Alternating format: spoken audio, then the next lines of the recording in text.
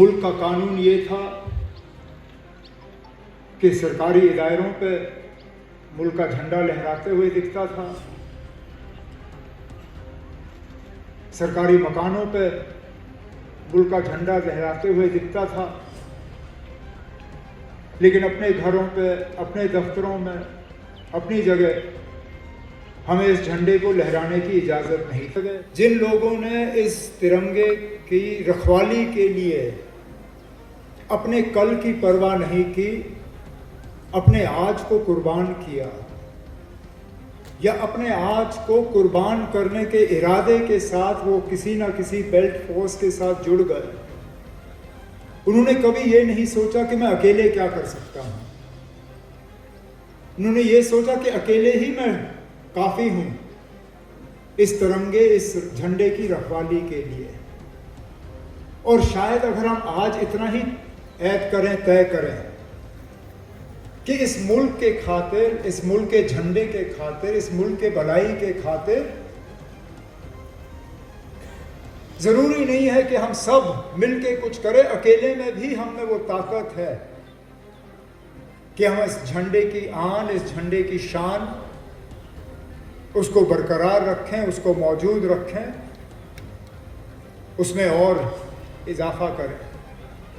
तो इस उम्मीद के साथ कि ये हर घर तिरंगा, ये इस झंडे के साथ जो हमारा लगाव है, ये सिर्फ इन फंक्शनों तक ही मौजूद ना रहे। ये झंडा, ये हमारी पहचान है,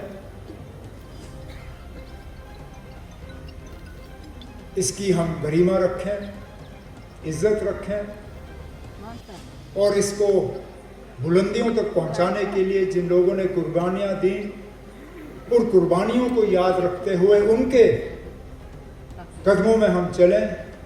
शायद यही इस प्रोग्राम का मकसद है और यही हमें आज ऐड करना चाहिए। उसके पास वो वसाइल थे, वो तरीके थे कि वो ये लड़ाई लड़ सकता था, लेकिन लड़ाई लड़ने का इरादा उसको कहां से मिला? वो अमेरिका पढ़ने गया था और वहां देखा आसपास उसके जो दोस्त थे अमेरिका के, उनके कमरों में उनके मुल्क के झंडे जो है वो नजर आते थे, लेकिन अपने कमरे में वो मुल्क का झंडा जो है वो वहां लगा नहीं सका। कानून ने उसको इस बात की इजाजत नहीं दी और वो वापस आया और उसने लड़ाई शुरू की।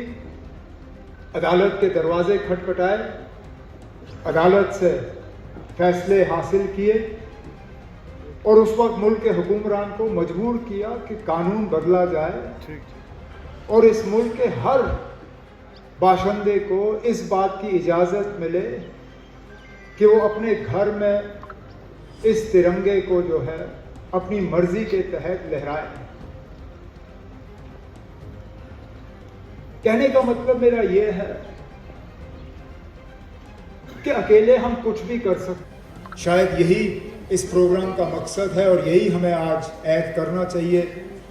मैं इस मौके पर आप सब जो यहाँ आए और जो तिरंगा यात्रा में आपने शमूलियत की, उसके लिए शुक्रिया करते हुए आपसे इजाज़त चाहता हूँ। जय हिंद, जय जम्मू कश्मीर।